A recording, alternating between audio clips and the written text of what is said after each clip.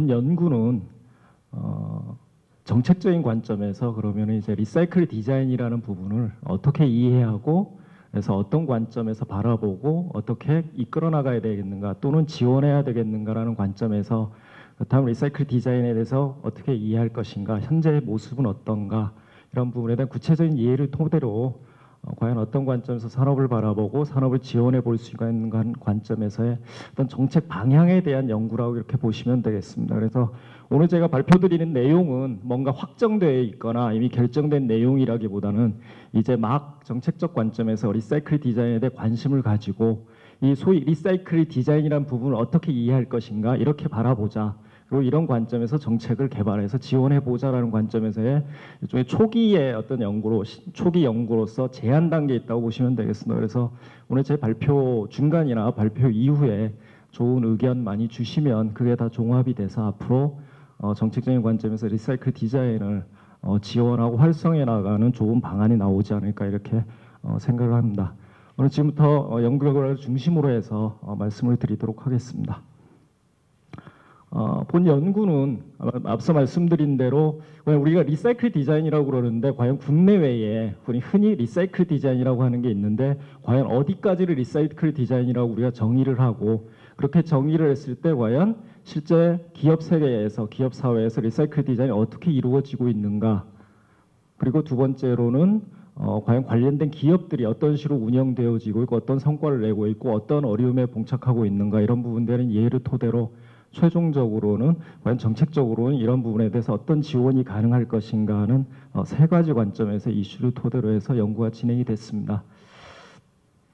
먼저 리사이클 디자인이라고 얘기를 해놨는데요. 간단히 본 연구를 진행하기 위한 정의를 이제 한번 내려봤습니다. 그 전에 아시겠지만 보시는 바와 같이 기존에 이미 업계에서나 학계에서 리사이클 디자인이라는 용어가 상당히 다양하게 이해되어 왔습니다. 다양한 맥락에서 다양한 수준에서 여러 가지 범위에서 목적에 따라 연구자에 따라 다양하게 얘기가 되어 왔는데요. 친환경, 지속가능, 그린, 리디자인 이거 외에도 여러 가지 이제 용어들이 나올 수 있는데요. 분야에서 리사이클 디자인이라는 용어가 직접 쓰여지기도 했고 반드시 리사이클 디자인은 용어는 아니더라도 비슷한 맥락에서 이에 대한 언급이 이루어져 왔습니다.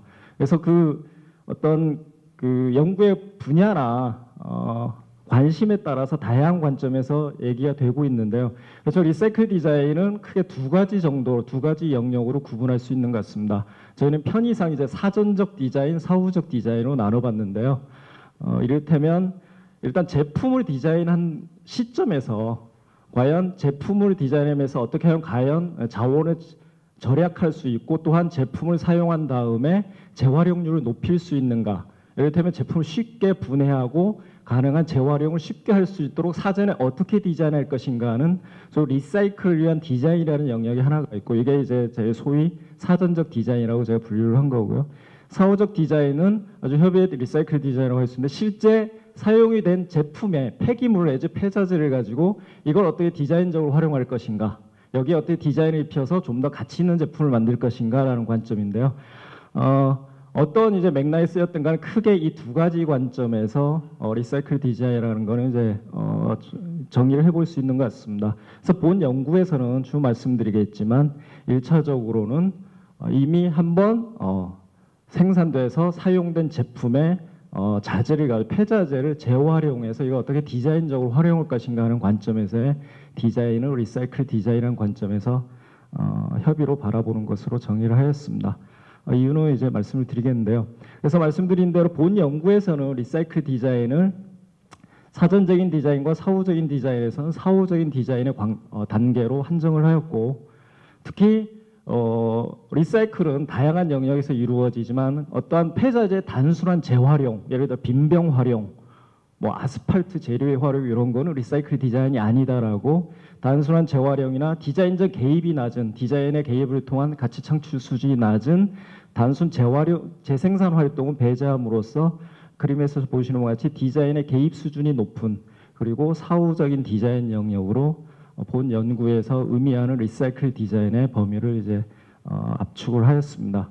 그래서 이를테면 리사이클 디자인은 소재로서는 재활용된 재료나 소재를 이용한다고 정의할 수 있고, 두 번째로서는 반드시 디자인적인 계획을 통해서 뭔가 좀 더 밸류업된 제품을 생산하고 디자인하고 생산, 판매하는 이런 활동을 포괄하는 활동을 리사이클 디자인으로 이제 정의를 했습니다. 그래서 이렇게 본다면 리사이클 디자인이라는 활동에 대해서 이 리사이클 디자인 활동을 수행하는 기업과 이 기업들의 집단은 산업을 정의할 수가 있을 것입니다. 그래서 추후 말씀드리자면 리사이클 디자인의 여러 이제 핵심 활동이라고 있으면 디자인이나 소재의 발굴, 수집, 그리고 제품 생산, 유통, 마케팅 이런 기업적인 활동을 수행하는 기업을 이제 리사이클 디자인 기업이라고 저희가 조작적 정의를 내릴 수 있겠고요. 이런 리사이클 디자인 기업을 중심에 두고 이 기업들이 필요하는 여러 재료나 여러 이제 관련 기반 재료들을 이제 공급하는 공급자, 그리고 구매자, 그리고 리사이클 디자인 기업과 보완적인 관계를 맺어가는 보완제, 그리고 대체제 등을 포괄해서 리사이클 디자인 산업이라는 개념을 이제 조작적으로 정의를 해볼 수 있겠습니다. 이 부분 뒤에 이제 정책적인 관점에서 저희가 접근하기 위해서 한번 리사이클 디자인이라는 디자인 활동 중심에서 벗어나 리사이클 디자인 기업과 산업을 좀 더 구체적으로 정의해서 이 관점의 정책을 수립해보자는 관점에서 진행을 한 것입니다. 리사이클 디자인 개념에 대해서 본 연구에서 활용한 학술적이라기보다는 어떤 정책적 관점에서 접근하기 위한 조작적 정의에 대해 말씀을 드렸고요. 정책 관점에 대해 말씀을 드리자면 리사이클 디자인과 관련된 국내 동향을 간단히 몇 가지 살펴보도록 하겠습니다. 갑자기 이제 폐자재 재활용 현황이 나오는데요. 사실 우리나라만큼 표에서 보시겠지만 어떤 폐기물 내지 폐자재가 잘 이제 분리 수집되고 재활용되는 나라가 별로 없습니다. 우리나라가 예상외로 상당히 재활용률이 높은 나라에 속합니다.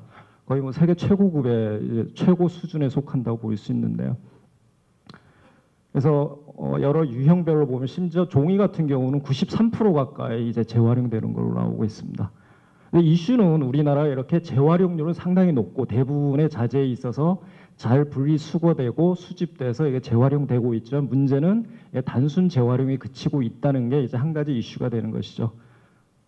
그래서 재활용 높지만 오히려 재활용률이 낮은 선진국에 비해서 재활용되는 자재를 좀 더 부가가치를 창출하는 활동에 이용되고 있지 못하는 것이 한 가지 이슈이고, 이게 이제 우리가 리사이클 디자인 얘기할 때 그게 리사이클과 디자인을 나눌 수 있는데, 리사이클은 오케이 잘 되고 있는데 디자인적인 계획을 통해서 어떻게 이 부분을 우리가 좀 더 효과적으로 가치 창출을 이끌어 볼 수 있겠는가 하는 이슈가 되는 것이고, 그런 관점에서 리사이클 디자인 단순히 합성어가 아니라 리사이클 디자인의 리사이클보다는 리사이클 디자인, 그 디자인 쪽에 좀 더 방점을 두는 이제 개념으로 생각할 수 있을 것입니다.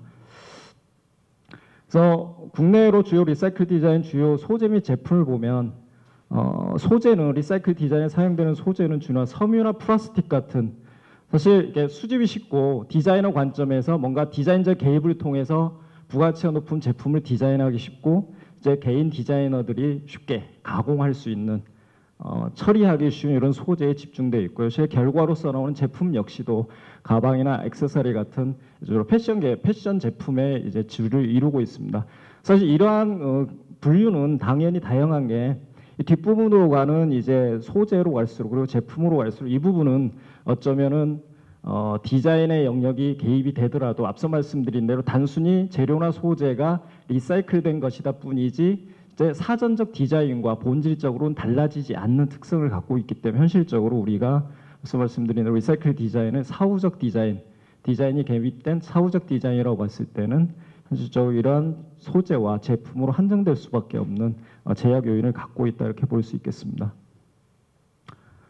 국내외 주요 이제 리사이클 디자인 회사들이 사용하고 있는 소재와 이 소재를 이용해서 만들어 온 제품들을 이제 한번 정리를 해봤습니다.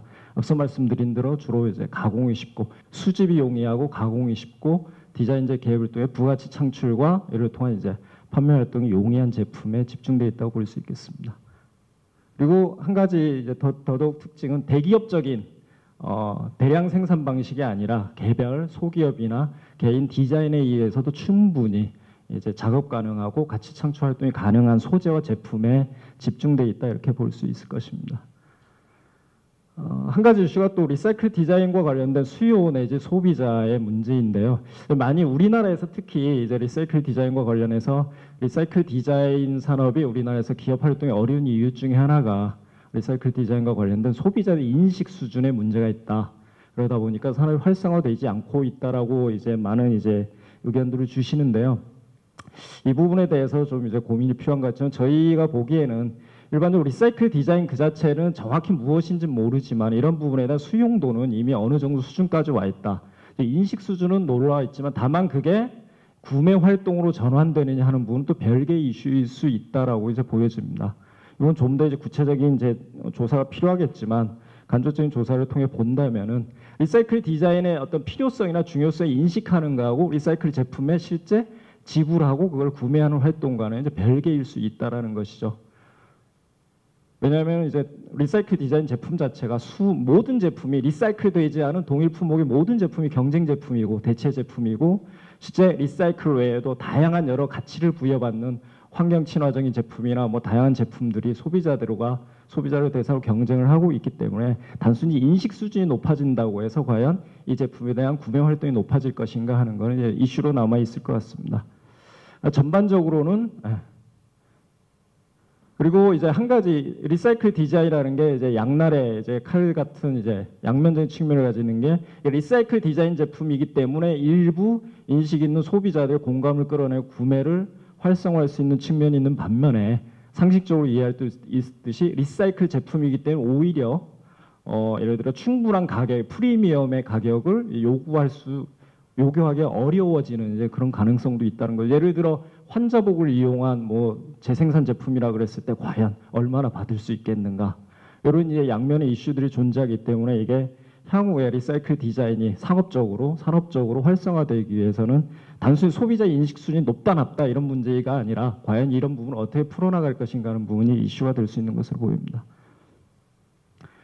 다음으로는 리사이클 디자인과 관련된 국내 법제도 현황인데 앞서 말씀드린 대로 리사이클과 관련해서는 뭐 해외 선진국 물론 우리나라 역시도 어디에 내놓아도 빠지지 않을 만큼 다양한 법제가 정비가 되어 있습니다.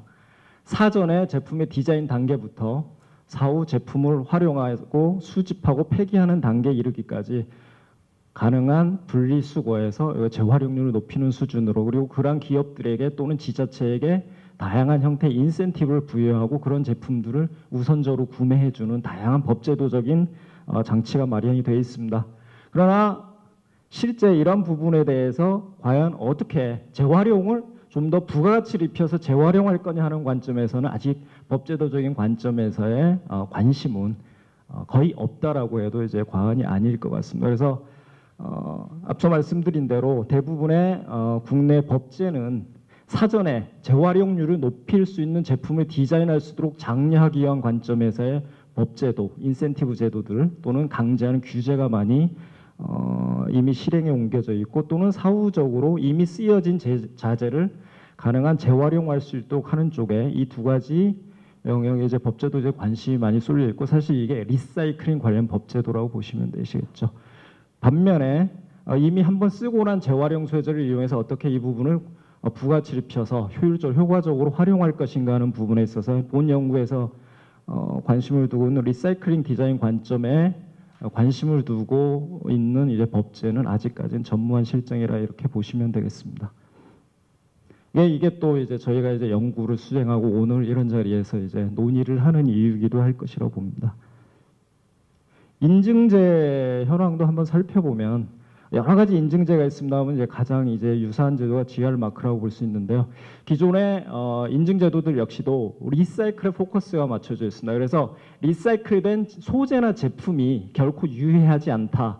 사용해도 안전하다라는 것을 강조하고 그래서 그게 쉽게 리사이클 되도록 하는데 초점이 맞춰져 있지 이 부분을 이제 우리가 오늘 관심을 갖고 있는 디자인적 관점에서 어떻게 좀 더 부가치를 창출할 수 있는 방향으로 소비자들의 확신을 주고 신뢰를 주고 혹은 기업들을 그 방향으로 유도할 것인가 하는 관점에서 인증제도는 아직까지 전무한 실정이라고 볼 수 있겠습니다. 그래서 기존의 리사이클 관련 인증제도는 제품의 안정성을 이제 인정해줘 그 부분에서 소비자의 최소한의 신뢰 수준을 확보하는 데 포커스가 맞춰져 있다면 여러분이 아시겠지만 기존의 디자인 관련된 인증제도는 예를 들면 GD 마크 제도 같은 경우에는 그런 리사이클보다는 디자인적 우수성에 대해서만 포커스가 맞춰져 있기 때문에 리사이클과 디자인적 우수성 이 두 가지를 병행하는 동시에 관심을 갖고 있는 그래서 그러한 관점에서 제품을 디자인하고 생산하도록 기업 활동을 촉진할 수 있는 인증 제도는 아직까지 미비한 실정이다 이렇게 보시면 되겠습니다.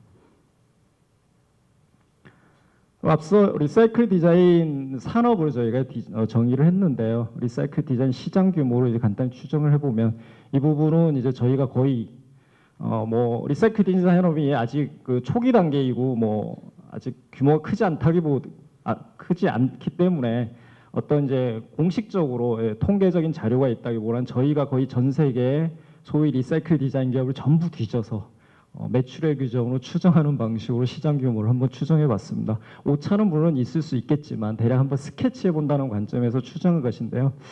전 세계적으로 2010년 기준 한 250여 개 기업이 기업 활동을 실질적인 기업 활동, 매출 창출이 이루어지고 있는 것으로 보이고요. 이런 250여 개 기업에 한 6천억 원 내외 정도의 시장이 형성되어 있는 것을 보입니다. 전 세계적으로 한 연매출 기준 6천억 정도 시장인데요. 보시는 바와 같이 거의 뭐 매출액 한 200억에서 600억 정도 되는 소수 대형 기업이 전체 매출의 대부분을 차지하고 나머지는 거의 매출의 1억 내외 내지 1억 언더의 기업들이 대절대 다수를 차지하고 있는 그래서 물론 다른 산업에 비하면 이 자체도 아주 소기업이겠습니다만 상대적으로 소수의 대기업 한 4-5개 내외의 대기업과 다수의 영세기업, 소기업으로 구성되어지고 있는 시장이다 이렇게 보시면 되겠습니다. 그리고 대륙별로는 뭐 짐작하시겠지만 유럽이나 아메리카 지역에 이제 많이 치중이 되어 있고요. 국내 같은 경우는 국내에도 물론 이제 리사이클 디자인 기업을 어디까지 볼 것이냐 하느냐에 따라서 뭐 30개도 나올 수 있고 50개도 나올 수 있는데요. 저희 기준으로 본격적인 기업으로서 실질적인 상시적인 소위 고잉 컨선이라고 그러죠. 상시적인 기업 활동이 이루어지고 매출 수익을 창출하고 있는 기업은 한 10개 내외 정도로 보여지고요. 그 기업 토대로 매출액이 한 10억에서 20억 내외를 형성하고 있는 것으로 추정이 되어집니다. 대표적인 회사들이 이제 나중에 사례도 나오겠지만 대표적인 회사들이 한 4-5개 정도 이제 파악이 되는 것으로 보여집니다. 앞서 말씀드린 이제 리사이클 디자인 분야의 주요 해외 기업들이 이제 내용이고요. 보통 그 자료들을 보면 이제 그 산발적으로 인용되는 자료지들을 보면 세계 리사이클 디자인 시장이 뭐 연 평균 20-30%로 급성장하고 있다 뭐 이런 표현도 이제 가끔 나오고 있는데요. 사실 이 부분 상당히 이제 미스리딩하기 쉬운 부분인데요. 에코이스트나 프라이트 같은 소수 선도 기업, 소위 선발 기업들이 빨리 크고 있기 때문에 전체적으로 합쳐놔 봤더니 왜냐하면 이 기업들이 시장의 대부분을 차지하고 있기 때문에 선도 기업이 빨리 크니까 시장이 빨리 크는 것 같지만 사실상 선발 기업 몇 개를 제외하면 시장이 과연 성장하고 있다 이런 얘기를 쉽게 하기는 좀 어려운 현실이라 이렇게 볼 수 있겠습니다. 그래서 선도 기업 5-6개 기업이 산업 성장을 견인하고 있는 실제 주도하고 있고 대부분은 아직까지 소기업들이 생겨났다 사라지고 또는 생겨나서도 아직 성장의 기회를 성장하지 못하고 어느 정도 이제 반복적인 기업 활동을 하고 있다고 보시면 되겠습니다. 국내의 경우에도 이제 앞서 말씀드린 대로 리사이클 디자인 어디까지 보느냐에 따라 상당히 많은 기업들이 이제 리스트업 될 수 있는데요. 저희 관심사 앞서 말씀드린 그 범위 내에서는 대략 뭐 여기 이외에도 이제 여러 기업들이 더 있습니다. 대표적인 기업을 저희가 리스트를 해놓은 것이고요.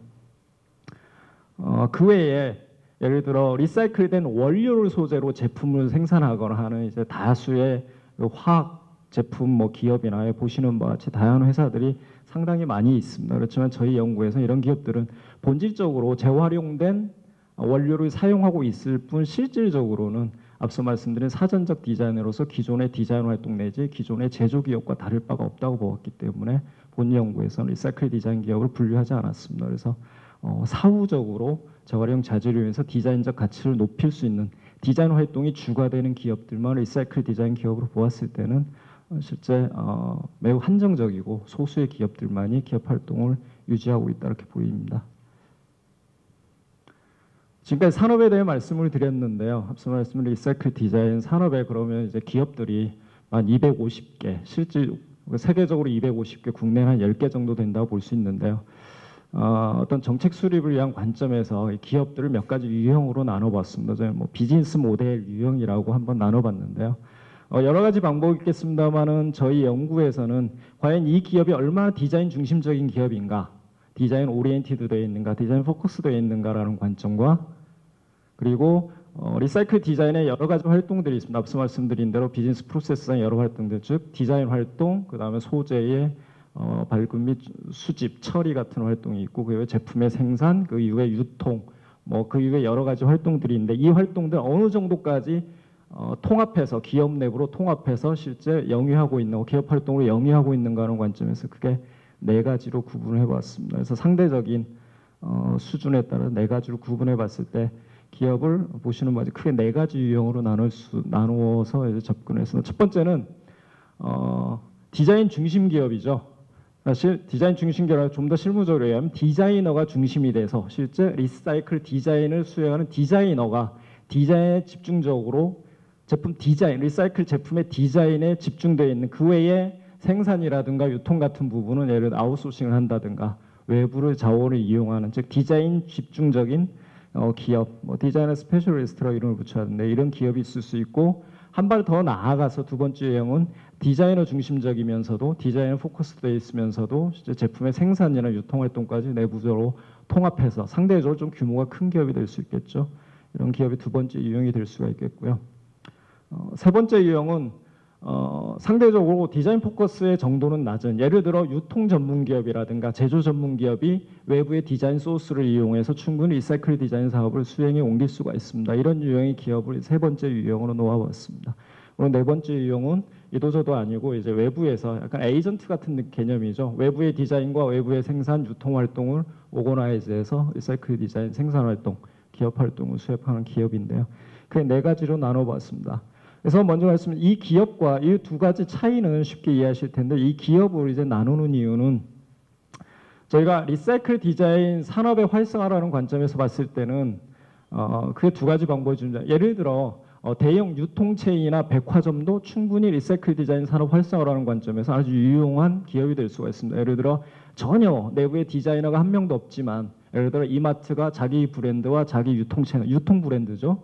유통 브랜드로 외부의 디자인과 생산을 소싱해서 리사이클 디자인 제품을 판매한다면 상당히 리사이클 산업의 활성화라는 관점에서 도움이 될 수 있지만 리사이클 디자인의 디자인 산업이라는 관점에서는 상당히 정책적인 관점에서 함의가 다르기 때문에 이런 관점에서 한번 쪼개본 것이라 이렇게 보시면 되겠습니다. 그래서 앞서 말씀대로 기업을 네 가지 관점에서 봤을 때 네 가지 관점에서 파악을 하고 네 가지 관점에서 대표 기업의 유형별로 간단히 한번 살펴보도록 하겠습니다. 첫 번째 기업이 앞서 말씀드린 디자인 전문가 모델이라고 그랬는데요. 디자이너 중심이 돼서 디자인 포커스되어 있는 그룹이죠. 일반적으로 우리나라 뭐 디자인 전문 회사하고 비슷하게 생각하시면 되겠지만 아웃소싱을 디자인 아웃소싱이 아니라 실제 자신이 디자인을 하고 자기의 디자인 브랜드로 제품을 생산, 판매, 유통하지만 다만 판매나 생산이나 판매, 유통 활동을 외부에 아웃소싱하는 기업이다 이렇게 생각하시면 되겠습니다. 그래서 이 경우에 자체 브랜드로서 자기의 디자이너 브랜드를 갖고 있는 기업들을 얘기할 수 있겠는데 뭐 영국의 정키 스타일링 같은 회사가 대표적인 회사일 것이고요. 앞서 말씀드린 대로 우리나라의 경우 뭐 터치포 같은 회사도 이 유형에 속한다고 저희가 볼 수 있겠습니다.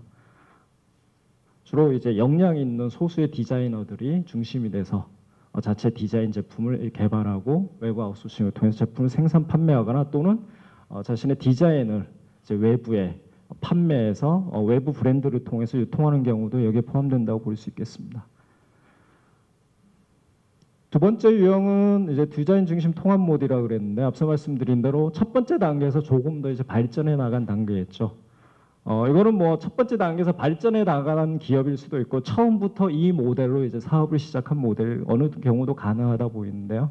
디자인뿐만이 아니라 소재 수급이나 수급 처리, 가공 처리부터 제품 생산까지 또는 유통까지도 직접 내부적으로 수행하는 기업을 이 모델로 볼 수 있겠습니다. 그럼 어느 경우에도 디자인 중심적인 기업을 전제로 한다는 거 볼 수 있겠습니다. 이제 미국의 대표적인 이제 리사이클 디자인 기업 에코이스트 같은 경우가 주로 생산까지 이제 내부 통합되어 있는 기업의 유통은 상대적으로 외부에 이제 리소스를 많이 이용한다고 봤을 때 스위스의 프라이탁 같은 회사는 유통까지도 상당히 내부적으로 통합이 되어 있는 회사라고 볼 수 있겠습니다. 그래서 이 모델들은 일반적으로 이제 앞서의 1단계 모델에서 디자인 전문가 모델에서 좀 더 뭐 초기 이제 제품이 히트를 쳤을 경우 그걸 토대로 좀 더 기업을 확장해 나간 모델일 수도 있고, 처음부터 좀 더 자본 투자를 통해서 통합적인 역량을 갖춘 기업으로 세팅이 된 경우도 있을 수 있겠습니다. 사실 우리가 보통 리사이클 디자인 기업이라고 그랬을 때는, 특히 해외 성공 사례를 얘기할 때는 이제 에코이스나 프라이탁 같은 이 통합적인 생산이나 판매까지도, 자기 브랜드를 가지고 판매과 유통까지도 이제 담당하는 이런 회사들을 이제 일반적으로 얘기를 하는데요. 그런 관점에서 이런 회사들의 핵심 성공 요인을 한번 도식화를 해봤습니다. 여러 가지로 요용할 수 있고, 보는 관점에 따라 이 기업들이 에코이스나 프라이탁 같은 회사들이 어떻게 성공했느냐, 뭐 다양하게 이제 정의를 할 수 있겠지만, 저희가 보기에는 어느 디자인 회사하고 다를 바가 없다고 판단이 되어집니다. 뭐 리사이클 디자인 기업이라고 그래서 특별한 게 있는 게 아니고, 우리가 알고 있는 디자인 기업들과 마찬가지다. 이 기업들이 에코이스나 프라이탁 같은 상대로 대기업이 되는 과정에서의 성공 요인은 초기에 얼마나 디자이너가 개인 역량으로서 시장에서 히트할 수 있는 제품을 디자인해서 이걸 잘 상품화했느냐 하는 부분인데, 다만 한 가지, 리사이클 디자인 기업의 경우에는 복잡한 이슈가 있는 게, 아무리 디자인이 잘하고 이게 시장에서 반응이 좋더라도 소재가 받쳐주면 충분한 매출이나 수익을 창출할 수 없다는 한계가 있다는 거죠. 그래서 초기에 디자이너들이 얼마나 지속 가능한, 최소한 뭐 몇십억 몇백억 팔 수 있는 제품 생산이 가능한, 계속 소싱할 수 있는 소재와 이 소재에 맞는 제품을 잘 디자인해서 판매하느냐 하는 것이 리사이클 디자인 기업에서는 첫 번째 핵심 초기 성공 요인이다, 이렇게 볼 수 있겠습니다. 즉 일반 디자인 회사와 크게 다를 건 없지만 동일하다고 보는데, 다만 소재 이슈가 있다. 이 소재 이슈를 얼마나 잘 이제 소재 이슈에 대해 잘 대처하느냐에 따른, 대처할 수 있는 디자인 제품을 이제 디자인할 수 있느냐는 부분 초기 성공 요인이라 보여지고요. 이를 통해서 그 다음으로 두 번째, 본격적인 기업 단계로 넘어서는, 그래서 자체 내 초기에 이제 성공을 통해 창출한 자원을 가지고 실제 계속해서 새로운 소재, 새로운 디자인 제품을 발굴해서 계속해서 새로운 제품 라인을 만들어가고 신시장을 새로운 수요를 창출해내는 두 번째 단계, 그리고 이러한 창출해낸 수요가 계속해서 조직 내부에 쌓이게 할 수 있는 조직 역량, 그리고 그게 자기의 브랜드와 자기의 유통으로 굳어질수록 해서 계속해서 반복적인 기업 활동을 확대 재생산 가능하도록 하는, 크게 한 두 단계 내지 세 단계 정도의 단계를 잘 밟아갈 수 있을 때 우리가 에코이스트나 프라이탁 같은 회사로 성장할 수 있었다, 이렇게 볼 수 있는 거죠. 볼 수 있다고 이제 정리를 해봤습니다. 세 번째 모델은 앞서 말씀드린 대로 디자인보다는 제품의 생산이나 유통에 이제 포커스가 맞춰져 있는 기업이라고 볼 수 있겠습니다. 앞서 말씀드린 뭐 예를 들었지만 백화점이나 할인 체인도 충분히 리사이클 디자인 기업이 될 수가 있습니다. 왜냐하면 유통 브랜드와 유통 채널이라는 물리적인 유통 채널에 강력한 기반이 있기 때문에, 디자인을 외부에서 아웃소싱하더라도, 디자인 제품을 외부에서 아웃소싱하더라도 충분히 기업으로 성장할 수 있다는 것입니다. 여기에는 이제 조금 경우가 다르긴 하지만, 우리나라의 경우 대표적인 상당히 요새 이제 본격적인 리사이클 디자인 제품을 디자인하고 생산 출시해서 이제 홍보하고 있는 회사가 있는데요. 이런 대기업 계열 같은 경우는 이런 유형으로 이제 분류하는 게 좀 더 적합하지 않나, 이렇게 보여집니다. 그리고 앞서 말씀 네 번째 그 모델, 단순히 이제 외부의 디자인과 외부의 생산 유통을 전부 이제 오거나이징하는 에이전트 모델은 특별히 따로 이제 분류하지는 않았습니다. 지금까지 리사이클 디자인 과 관련된 기본 현황에 대해 말씀을 드렸고요. 이러한 관점에서 리사이클 디자인 기업들이 어떻게 운영되고 있는가, 어떤 특성을 가지고 있는가, 구조적인 특성을 가지고 있는가에 대해 말씀을 드렸고, 이러한 관점에서 과연 앞서 말씀드린 대로 본 연구의 이제 주된 목적은 리사이클 디자인 산업을 활성화시키고 기업을 육성하기 위해서는 어떻게 정책적으로 접근할 것인가라는 목적에서 시작되었기 때문에 몇 가지 정책적 시사점을 뽑아왔습니다. 첫 번째는 리사이클 디자인 산업의 구조적인 특성에 대해서 우리가 명확히 이해를 하고 이 구조의 특성에 부합하는 정책의 발굴이 필요하다는 것이죠. 앞서도 간단히 그때그때 언급했습니다만, 리사이클 디자인 산업은 우리가 익히 경험에서 알고는 일반적인 디자인 산업과 조금 더 다른 특성을 몇 가지 갖고 있습니다. 몇 가지 언급해보면 첫 번째는 일반적인 디자인 산업도 쉬운 산업은 아닙니다. 우리 리사이클 디자인 산업은 재활용 소재를 발굴해서 이 부분을 수집해서 처리하고 가공해야 되는 이 부분이 일반적으로 많은 경우에 상당히 이제 노동 집약적이고 단순 노동에 의한 부가가치 창출이 안 되는 단순 노동의 노동 집약적 산업이라는 부분이 일반 디자인 산업과는 좀 다른 부분이라고 볼 수 있겠습니다. 그래서 예를 들면 디자이너가 아무리 이제 혁신적인 리사이클 디자인 제품의 아이디어가 있더라도 이런 부분에 직면하면서 상당히 어려움에 부딪힐 수 있을 것으로 보입니다. 두 번째는 대량 생산이 곤란하다 이렇게 볼 수 있는데 앞서 한번 언급해드렸는데요. 일반적인 디자인 제품의 경우에는 우리 일반적으로 알고 있는 공산품의 경우에는 사실 어느 정도 소재의 개발과 플랜이 끝나면 그 재료 자체는 계속해서 공장에서 공급이 될 수 있는 반면에 이 부분은 디자이너가 원하는 균일한 수준의 균일한 유형의 품질을 갖고 있는 소재를 계속해서 공급받기가 상당히 어렵기 때문에 실제 디자이너 관점에 상당히 이제 매력이 떨어지는 게 일종의 디자인 ROI가 상당히 떨어질 수 있는 인더스트리다 이렇게 볼 수 있겠습니다. 예를 들어 공산품의 경우에는 디자인 하나만 잘 나오면 예를 들어 이게 시장에서 잘 먹힐 경우에는 상당한 수준의 매출과 수익이 창출 가능하죠. 오랜 기간에. 그래서 ROI가 높은 반면에 이 경우에는 아무리 좋은 디자인 제품을 만들었다 하더라도 소재가 떨어지면 그 제품은 끝이고 다른 제품을 개발해야 된다는 거죠.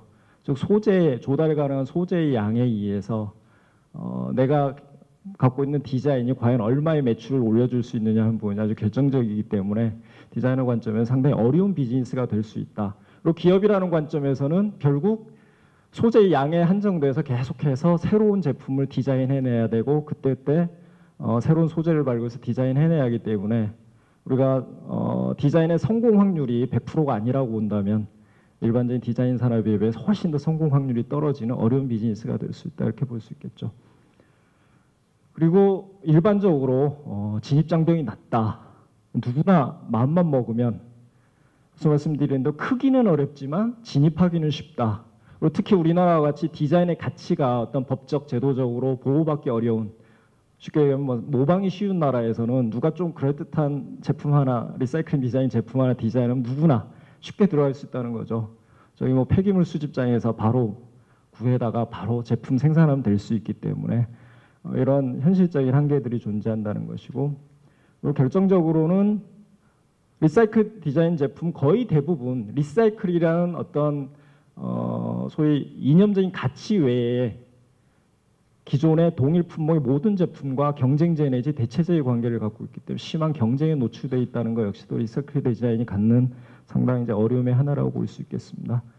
그래서 이러한 리사이클 디자인 산업의 어떤 구조적인 특성을 고려한다면 리사이클 디자인 산업을 어떻게 바라봐야 될 것이냐.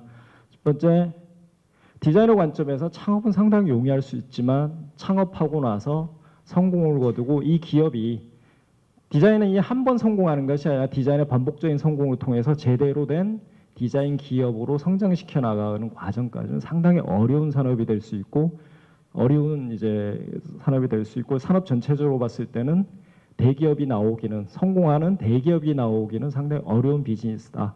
즉 소기업이 다수 생기고 사라지고 이런 과정이 반복되면서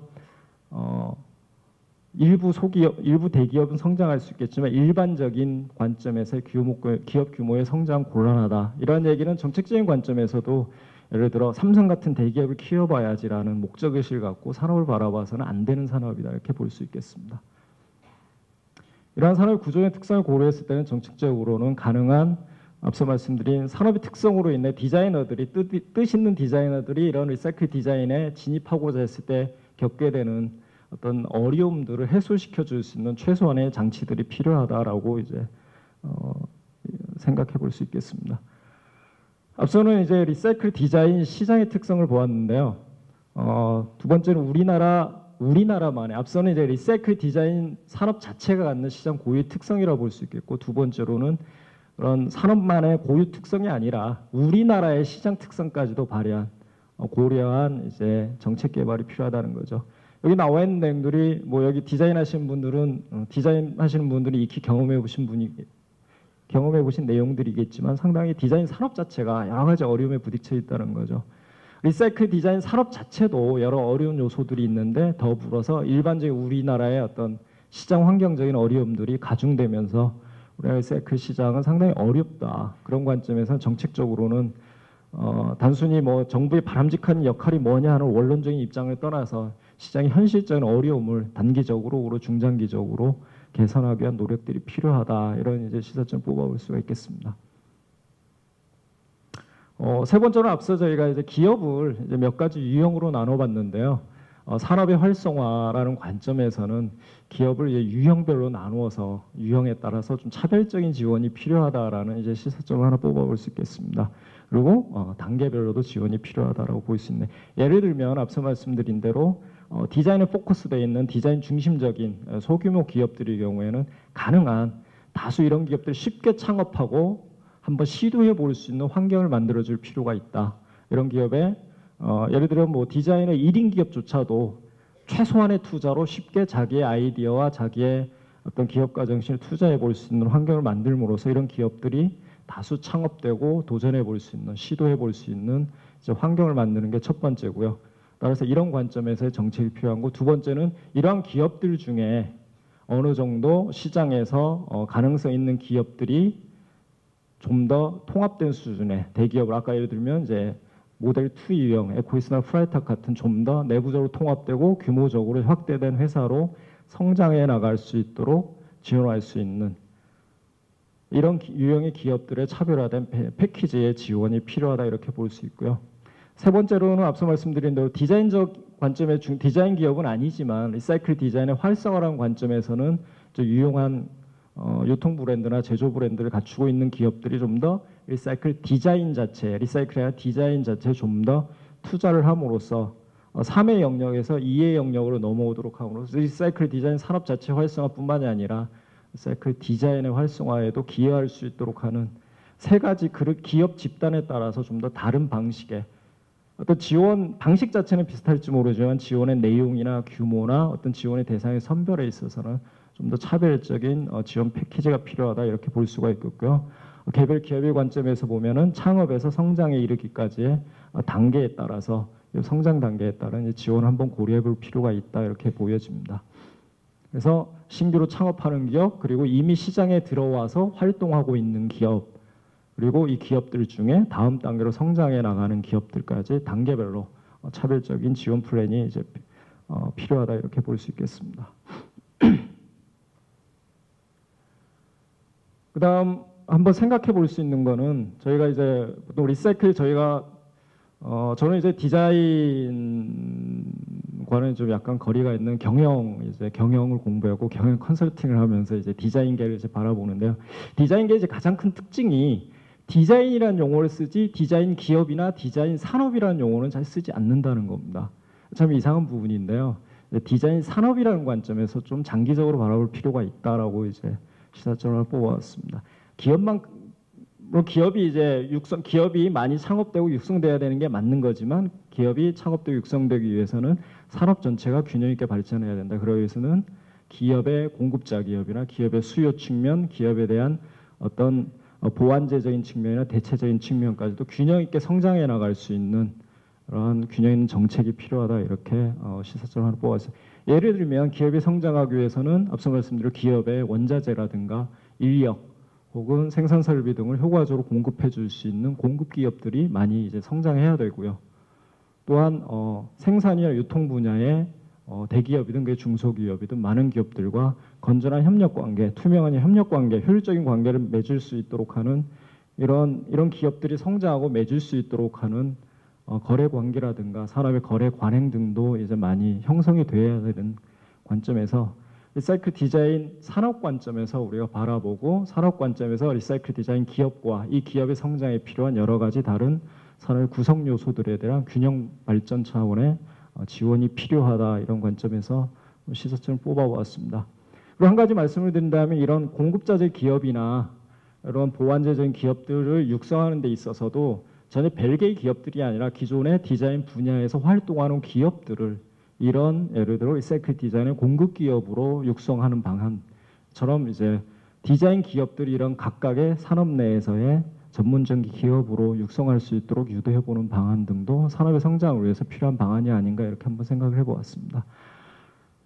한 4가지 정도의 관점에서 앞서 말씀드린 리사이클 디자인 산업의 특성을 고려한 정책적인 이제 지원 방안 내지 정책 개발 방향이라고 저희가 제시를 했고요. 이런 내용을 토대로 해서 한번 정부가 한번 추진해 봤음직한 추진해 보면 좋음직한 과제들을 쭉 한번 뽑아왔습니다. 그게 4가지 유형으로 나눠놨는데요. 인프라 구축, 기술 개발, 인력 양성, 기업 육성 이렇게 4가지로 나눠놨습니다만은 첫 번째는 앞서 말씀드린 리사이클 디자인 기업이 다른 디자인 기업에 비해 차별적으로 갖는 가장 큰 어려움이 소재의 발굴과 소재의 수급과 관련된 어려움이다라고 봤을 때 이런 부분에서 최소한 가능한 좀 쉽게 접근하고 투자를 최소화하고 노력을 최소화하면서도 디자이너들이 디자인에 집중하여 자신의 아이디어와 자신의 능력을 시도해 볼 수 있는 산업 환경을 만들 수 있는 인프라를 구축해 보자라는 측면에서 예를 들면 초기에 자본이나 역량이 부족한 소기업들이 공동으로 활용 가능한 인프라들을 한번 확충해 주는 거는 아직 이제 활성화되지 않은 이 산업의 다수의 역량인 전문 디자이너들이 리사이클 디자인을 한번 시도해 볼 수 있도록 함으로써 산업 활성화시키는데 이제 도움이 될 것이다라고 이제 보여집니다. 크게 뭐 이런 게 될 수 있게 예를 들면 리사이클 디자인 소재가 과연 어떤 소재가 어떻게 쓰일 수 있는지 그 소재들 어디 가면 쉽게 구할 수 있는지 예를 들어 뭐 이런 정보만이라 있더라도 디자인을 쉬울 것이고 한 발 더 나아간다면 이런 소재들을 누군가가 중간 정도까지 수집 처리만이라도 해준다면 훨씬 더 디자이너들 입장에서는 좀 쉬운 비즈니스가 되지 않을까 이렇게 생각합니다. 좀 더 한 발 더 나아간다면 뭐 최소한의 뭐 공동 장비라든가 뭐 제조 시설이라든가 이런 부분도 갈 수 있겠지만 이건 뭐 2번째 문제라고 보고요. 그 다음에 무분별한 이런 제품 간의 디자인 기업 간의 무분별한 이제 모방이나 이런 부분을 어느 정도 최소한 이제 억제해 줄 수 있는 법제도적 지원도 한 가지 필요한 부분이라고 보여집니다. 그리고 리사이클 디자인과 좀 더 특화된 어떤 전문 역량을 키울 수 있도록 기존 리사이클 디자인에 이미 활동하고 기업이거나 혹은 리사이클 디자인에 참여를 원하는 디자이너들 대상으로 하는 이제 전문 인력 양성 지원 같은 부분도 한번 이제 고민해 볼 필요라고 보여지고요. 앞서 말씀드린 핵심적인 부분은 결국 이러한 인프라 구축이나 인력 양성을 통해서 결과적으로는 이 분야에 전문적으로 활동할 수 있는 기업들의 창업과 창업된 기업들의 성장을 육성할 수 있는 다양한 지원 방안이 필요할 것이다 이렇게 보여집니다. 여기서 제시하는 기술 개발은 대부분 이런 기업들이 성장하는 데 필요한 자체적인 기술 내지 제품 개발을 통해서 성장 기반을 마련할 수 있도록 최소한의 지원 장치라고 볼 수 있으면 되겠습니다. 그래서 성장 이전 단계에 디자이너들이 어떻게 하면 좀 더 쉽게 창업하고 자신을 시도해 볼 수 있게 하는가. 2번째는 이미 창업되어 있는 기업들이 비현실적인 또 비합리적인 요인들 때문에 성장이 억제되지 않고 디자인적인 역량에 의해서 실제 기업의 성장을 이룰 수 있도록 지원해 줄 수 있는가 하는 방법. 그런 방법. 그리고 앞서 말씀드린 대로 인프라 구축과 연계해서 기업들을 어떻게 한 단계 조금 더 용이하게 기업 활동을 수행할 수 있도록 하는가 하는 부분 등으로 추진 과제를 이제 뽑아보았습니다. 앞서 말씀드린 이 부분들은 저희가 이제 연구 결과로 도출한 것이지 뭐 이게 이런 과제로 지원이 나간다 이런 게 이제 결정된 건 아니기 때문에요. 많은 논의가 필요한 이슈들이라고 보고 있습니다. 특히 과연 이제 한정된 자원을 두고 과연 시급한 것이 무엇이고 정부의 바람직한 역할이 무엇인가. 그리고 그 결과로서 예상되는 우리의 산업의 모습을 보았을 때 가장 바람직한 제도가 무엇인가. 지원이 무엇인가라는 관점에서 좀 더 논의가 필요하다고 보여집니다. 이상으로 간단히 이제 연구 결과를 말씀드렸는데요. 한마디로 요약하자면 리사이클 디자인이라는 부분은 사회적인 관점에서 상당히 이제 중요성이 높고요. 디자인 산업이라는 관점에서 상당히 중요성이 높은 영역이라고 보여집니다. 디자이너들 입장에서도 한번 이제 기존의 디자인 활동에 더해서 새로운 영역으로서 한번 추구해 볼 수 있는 영역으로 보여집니다. 다만 리사이클 디자인 산업에 갖는 어떤 구조적인 특징 때문에 생각만큼 그렇게 이 분야에서 한 번에 뭐 어떤 그 성과 프로젝트의 성과가 아니라 기업 활동으로서 지속적인 성과를 내면서 기업을 성장시켜 나가기에는 쉽지 않은 인더스트리다 이렇게 보여집니다.